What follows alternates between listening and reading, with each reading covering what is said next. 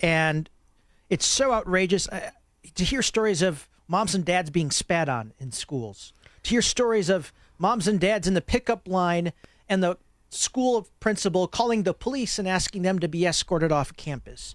Stories about school board candidates going to a parent-teacher conference and they're canceling the parent-teacher conference and having security escort them out of the building and saying, our meeting is going to be Zoom instead because you're not welcome on these premises. It's outrageous. And so I'm going to open up the floor to the candidates here.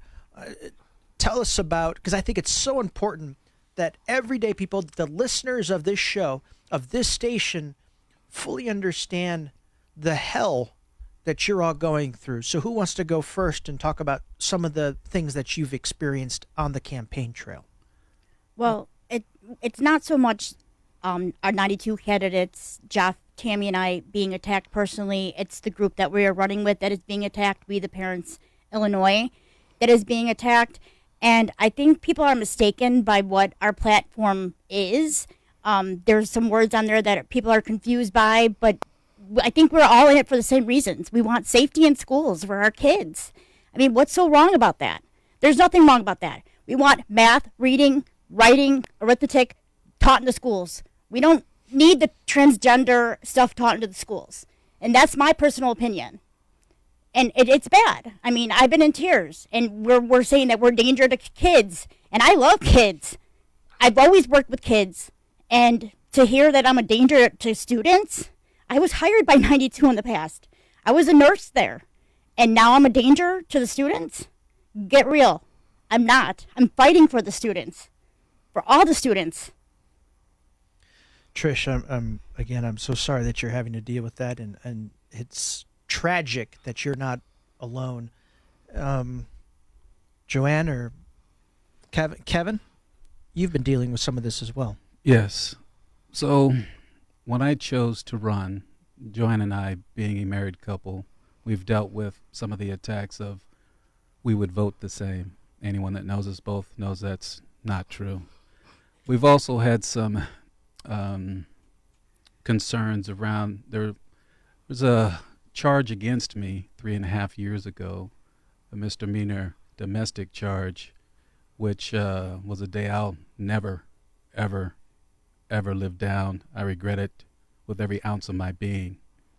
My wife and I have went through counseling. We've done all the right things in order for us to be the loving couple that we are today. I have a living amends with her. I will tell you, 3.5 years ago, I was not in the right state of mind one day in which something happened. That this community, I have shared that with them, and they've chosen, some have chosen to use it as a Political weapon. Definitely a political weapon, not understanding the pain that they're inflicting upon my lovely wife. She's been through enough. I would ask that folks understand that there's many sides to a story, and that my family does not need to hear the cruelty that they're putting out in words today. Because of that experience, I've learned to love all people. I've went through some spiritual changes within my life. I'm a much better man today than I was that day, and I will continue to grow. Like I said, I owe my wife everything. I made a living amends to her, and I will carry that out. Another thing I would like to say is that I understand what it's like to be low. I can look in someone's eyes and see where they've been and help them get to where they need to be, because I will listen, always listen. So for those in the community, I would like to say I'm human. I'm a much better man than I was that day. I will be a much better man for this community. I will make sure your children are taken care of. You're getting the help that they need. If the adults need help, I'll make sure they get the help that they need. I've been through hell, and I've come out on the other end. I want to share that with everyone so that we can all come out on the other end. Kevin, thank you for sharing that story, I'm going to take a pause here. I'm reminded of that parable of a man who falls into a hole and he can't get his way out. And a doctor walks by and he goes, "Hey, doc, can you help me out? I've fallen in this hole and I can't get out." And the doctor writes out a prescription and throws it into a hole and walks away. A church leader walks by and goes, "Hey, pastor, I've fallen in this hole. Can you help me out?" And the pastor looks down and he says, I'll pray for you. Let me say a prayer for you, and you're in my thoughts and my prayers." And he writes out a prayer and he tosses it into the hole and walks away. A friend walks by and he says, "Hey, Jack, I've fallen in this hole and I can't get out." And Jack jumps in. And the guy goes, "Jack, what the heck are you doing? Now we're both in this hole." And Jack looks at his friend and he goes, "But I've been down here before and I know the way out." And I think, Kevin, that perfectly describes your situation. And what I'd like to say is, let he who has not sinned cast the first stone.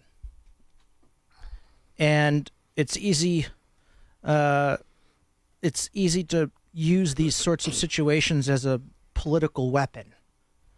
And this is just a perfect example of how far the left, led by Governor J.B. Pritzker and these liberal teachers unions, if they want to teach your kids about the same teachers and the same Democrats that want your kids to learn that we're all inherently racist, the same teachers and Democratic Party that wants to teach our kids sexual education curriculum that we cannot even read live on this radio, is the same Democratic Party and those same leaders who are wanting to drag everyday moms and dads, human beings, through the mud.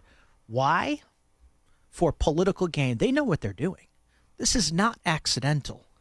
They want you to relive this, rehash this, remind people about it.